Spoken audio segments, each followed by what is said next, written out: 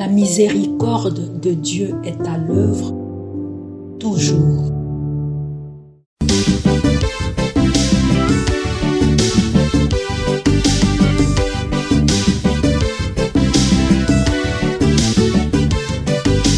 Biblia, buku ya bomoi, buku ya bonyae, emayele, ekokolisa boya bibwa biso.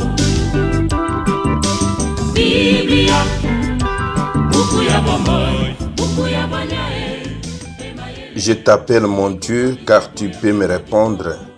Écoute-moi, attends ce que je dis. Garde-moi comme la prunelle de l'œil. Sois mon abri, protège-moi. Au nom du Père et du Fils et du Saint-Esprit. Amen.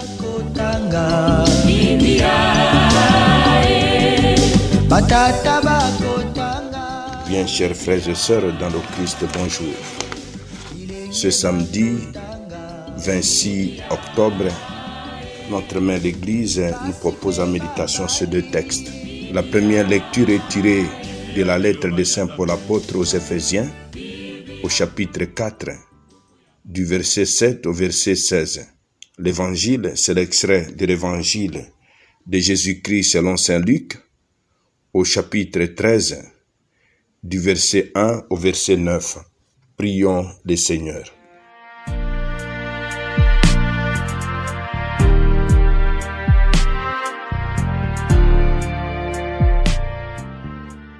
Dieu éternel et tout-puissant, fais-nous toujours vouloir ce que tu veux et servir ta gloire d'un cœur sans partage.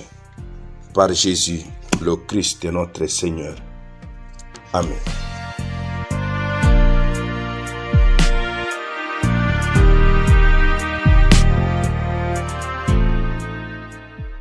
Liturgie de la parole de Dieu. Première lecture. Lecture de la lettre de Saint Paul apôtre aux Éphésiens. Frères, à chacun d'entre nous, la grâce a été donnée selon la mesure du don fait par le Christ. C'est pourquoi l'Écriture dit, « Il est monté sur la hauteur, il a capturé des captifs, il a fait des dons aux hommes. » Que veut dire « il est monté » ? Cela veut dire qu'il était d'abord descendu dans les régions inférieures de la terre. Et celui qui était descendu est le même qui est monté au-dessus de tous les cieux pour remplir l'univers. Et les dons qu'il a faits, ce sont les apôtres et aussi les prophètes, les évangélisateurs, les pasteurs et ceux qui enseignent. De cette manière, les fidèles sont organisés pour que les tâches du ministère soient accomplies et que se construisent les corps du Christ jusqu'à ce que nous parvenions tous ensemble à l'unité dans la foi et la pleine connaissance du Fils de Dieu, à l'état de l'homme parfait, à la stature du Christ dans sa plénitude. Alors, nous ne serons plus comme des petits enfants, nous laissant secouer et mener à la dérive par tous les courants d'idées, au gré des hommes qui emploient la ruse pour nous entraîner dans l'erreur. Au contraire, en vivant dans la vérité de l'amour, nous grandirons pour nous élever à tout jusqu'à celui qui est la tête, le Christ.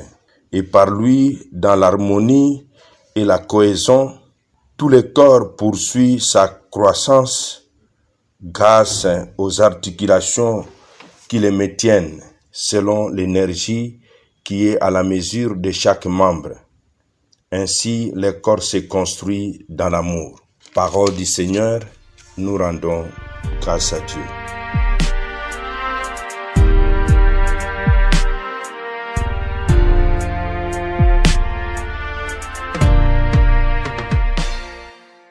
Celui qui est la tête, c'est le Christ.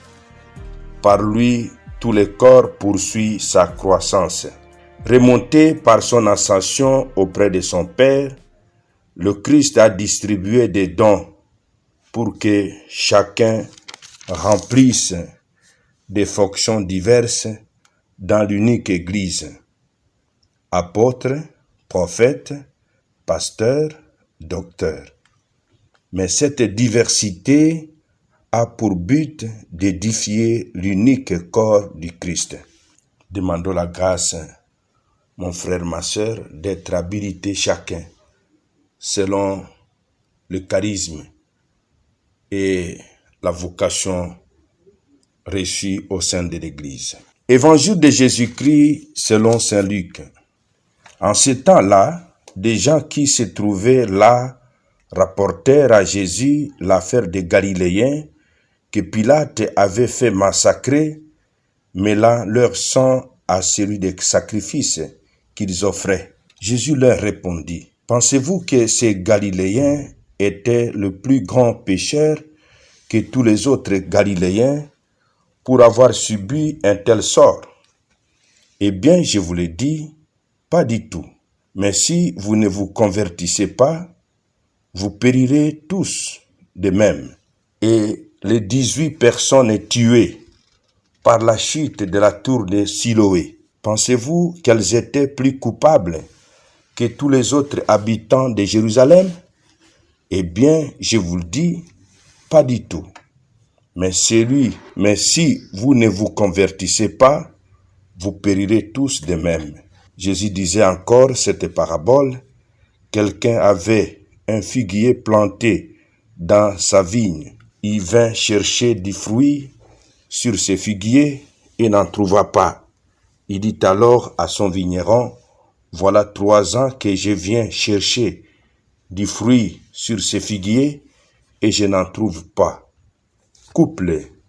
À quoi bon les laisser épuiser le sol? » Mais le vigneron lui répondit, « Maître, laisse-les encore cette année, le temps que je bêche autour pour y mettre du fumier. Peut-être donnera-t-il du fruit à l'avenir, sinon tu les couperas. » Acclamons la parole de Dieu. Louange à toi, Seigneur Jésus. La parole de Dieu, sainte et infinie,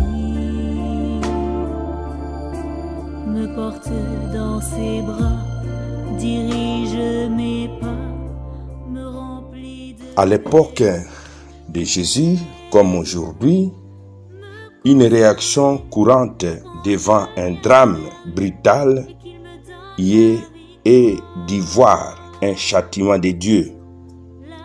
Pourquoi ces gens-là sont-ils morts ou bien pourquoi sont-ils malades? Parce qu'ils ont péché?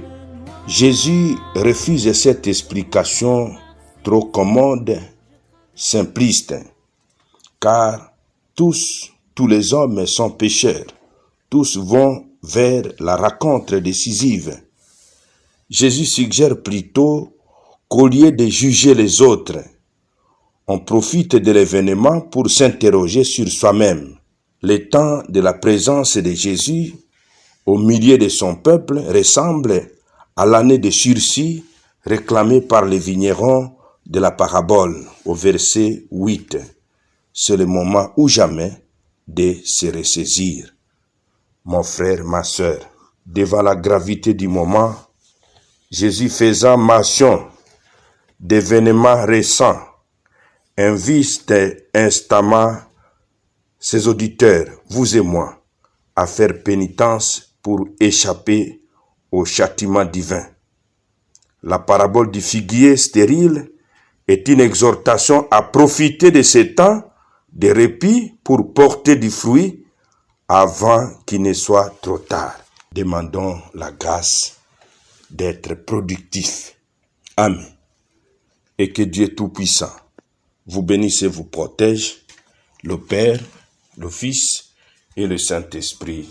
Amen. Excellente journée à tous.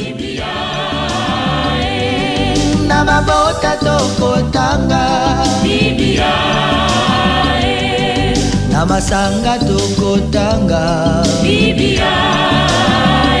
oh bipai biso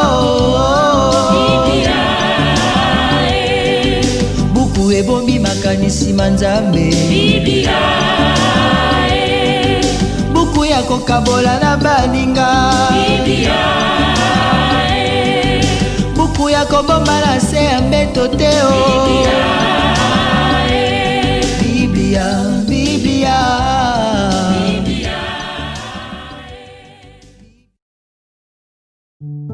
La miséricorde de Dieu est à l'œuvre toujours.